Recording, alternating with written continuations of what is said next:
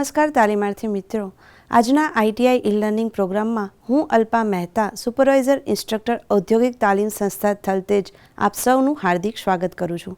આજે હું આઈટીઆઈમાં ચાલતા કમ્પ્યુટર ગ્રુપ અંતર્ગત customise option and views practical વિશે તાલીમ સહ આપ સૌને માર્ગદર્શન આપીશ. આ પ્રેક્ટિકલ કસ્ટમાઇઝ ઓપ્શન એન્ડ વ્યૂઝમાં આપણે સૌપ્રથમ ડિસ્પ્લે અને modify content in different views સૌપ્રથમ જોઈશું. એના માટે સૌપ્રથમ આપણે એક ફાઇલ ઓપન કરીશું. અહીંયા મેં માર્કશીટ નામની એક્સેલ શીટ ઓપન કરી છે, જે હાલ નોર્મલ વ્યૂમાં જોવા મળે છે. કોઈપણ વર્કબુકની વ્યૂ છે એ 4 અલગ અલગ વ્યૂમાં આપણે વર્કબુકને જોઈ શકીએ છીએ. આપણે વર્કબુકનો બીજો વ્યૂ કસ્ટમ વ્યૂઝ જોઈશું. કસ્ટમ વ્યૂઝ ઉપર ક્લિક કરતાં આવું ડાયલોગ બોક્સ જોવા મળે છે. જો કોઈ વ્યૂ ક્રિએટ કરેલો ના હોય તો અહીંયા બ્લેન્ક જોવા મળશે. વ્યૂ ક્રિએટ કરવા માટે આપણે એડ બટન ઉપર ક્લિક કરીશું. સૌપ્રથમ આપણે પેરેન્ટ વ્યૂ ક્રિએટ કરીશું. જે આ નોર્મલ વ્યૂ છે એને આપણે પેરેન્ટ વ્યૂ નામ આપીએ છીએ. હજુ એક આપણે કસ્ટમ વ્યૂ ક્રિએટ કરીશું, જેના માટે આપણે પહેલાં 2 થી 3 કોલમને હાઇડ કરી દઈશું. ત્યારબાદ કસ્ટમ વ્યૂમાં જઈ એડમાં જઈ અને એને આપણે સ્ટુડન્ટ વ્યૂ એવું નામ આપીશું અને ઓકે આપીશું. એટલે આ 2 વ્યૂ અલગ અલગ આપણે ક્રિએટ કરેલા છે. આ વ્યૂ ફરીથી જોવા માટે કસ્ટમ વ્યૂમાં જઈ અને પેરેન્ટ વ્યૂ ઉપર શો કરીશું તો આપણે પેરેન્ટ વ્યૂમાં આખી વર્કશીટ જોઈ શકાશે. અને કસ્ટમ વ્યૂમાં જઈ અને સ્ટુડન્ટ વ્યૂ ઉપર ક્લિક કરી અને શો આપીશું તો સ્ટુડન્ટ વ્યૂમાં આપણે જે હાઇડ કરેલી કોલમ હતી એ રીતે આપણને વર્કશીટ જોવા મળશે. આવી રીતે આપણે ગમે તેટલા વ્યૂ ક્રિએટ કરી શકીએ છીએ. જો જરૂરિયાત ના હોય તો પર્ટિક્યુલર વ્યૂને સિલેક્ટ કરી અને આપણે એને ડિલીટ કરીશું.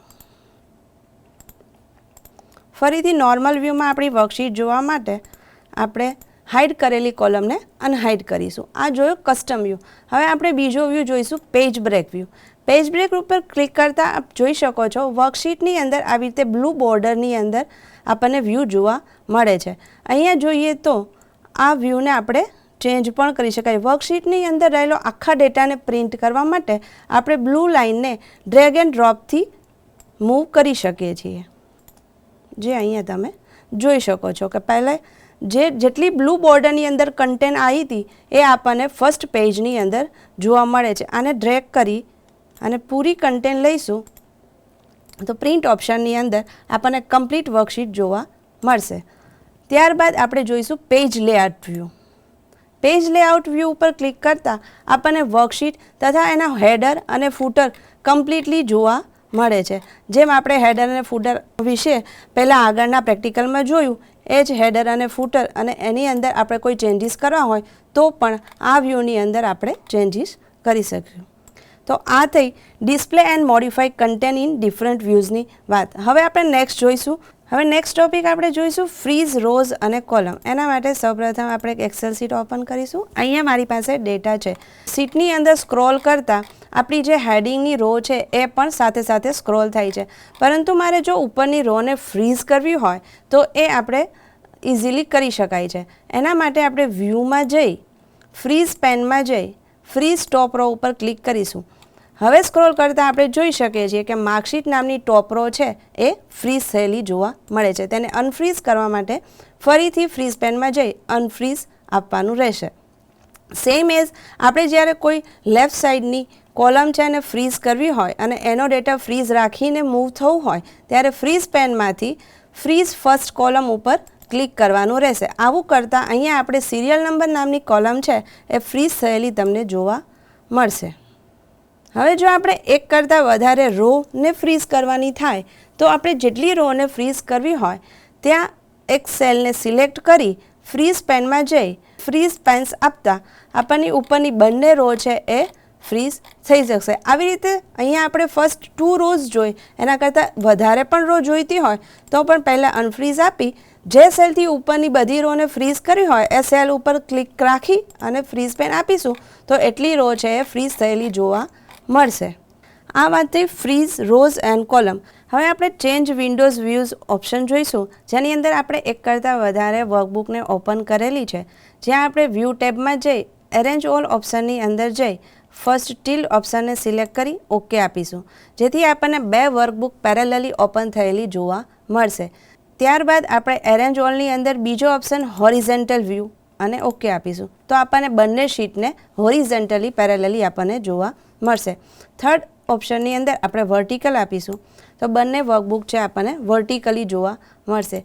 ત્યારબાદ હું આપીશ કેસ્કેડ. કેસ્કેડ ઓપ્શનનો સિલેક્ટ કરતાં બંને વર્કબુક આપણને એકબીજાની પેરેલલી ઉપર નીચે જોવા મળશે. આ થયા એરેન્જ ઓલ અને વિન્ડોઝના અલગ અલગ વ્યૂઝ. હવે આપણે નેક્સ્ટ ટોપિક જોવાનો છે modify basic workbook property. Modify basic workbook property માટે આપણી આ ફાઇલ ઓપન છે, તેના ફાઇલમાં જઈ ઇન્ફોમાં જવાનું. ફાઇલની ઇન્ફોમાં જતાં અહીંયા પ્રોપર્ટી ઓપ્શન જોવા મળશે, તેના ઉપર ક્લિક કરતાં એડવાન્સ પ્રોપર્ટીમાં જઈશું. અહીંયા આપણને વર્કબુક માટેની અલગ અલગ પ્રોપર્ટીઝ આપણે આપી શકીશું. જેમ કે આપણે ટાઇટલ આપવું હોય તો આપણે એને ટાઇટલ આપી શકીએ છીએ. સબ્જેક્ટ આપવું હોય તો આપણે જે સબ્જેક્ટ રાખવો હોય એ સબ્જેક્ટ રાખી શકીએ છીએ.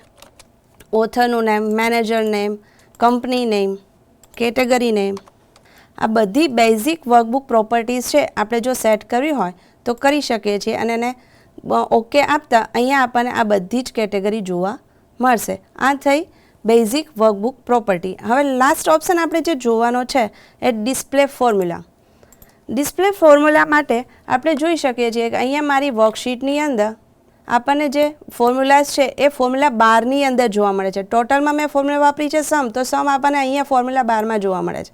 એવરેજ છે તો એ બી આપણને ત્યાં જોવા મળે છે. Minimum function. In short, Excel શીટમાં આપણે જે ફંક્શન્સ યુઝ કરેલા છે એ બધી ફંક્શનની ફોર્મ્યુલા છે એ આપણને ફોર્મ્યુલા 12ની અંદર જોવા મળે છે. પરંતુ જો આ ફોર્મ્યુલા મારે વર્કશીટની અંદર જ જોવી હોય તો શું કરી શકાય? તો એના માટે એ પર્ટિક્યુલર સેલને સિલેક્ટ કરી ફોર્મ્યુલાઝમાં જઈ અને સો ફોર્મ્યુલા ઉપર ક્લિક કરતાં આપણને ફોર્મ્યુલાઝ જોવા મળશે વર્કશીટની અંદર જ, જે તમે જોઈ શકો છો. અને જો આ ફોર્મ્યુલાને ફરીથી ના જોવી હોય તો ફરીથી સો ઉપર ક્લિક કરતાં એ ફોર્મ્યુલા જતી રહેશે અને હવે આપણને આપણી ફોર્મ્યુલા છે ફરીથી ફોર્મ્યુલા 12ની અંદર જોવા મળશે. આશા રાખું છું તમને બધા જ પોઈન્ટ છે ક્લિયર થયા હશે. આજના આ પ્રેક્ટિકલમાં આપ સૌએ એક્સેલની કન્ટેન્ટને અલગ અલગ વ્યૂમાં કેવી રીતે જોઈ શકાય, ફ્રીઝ, રો અને કોલમ કેવી રીતે થાય, વર્કબુકની બેઝિક પ્રોપર્ટી કેવી રીતે ચેન્જ કરી શકાય, આ સૌનું વિગતવાર માહિતી મેળવી હશે એવી આશા રાખું છું. આભાર.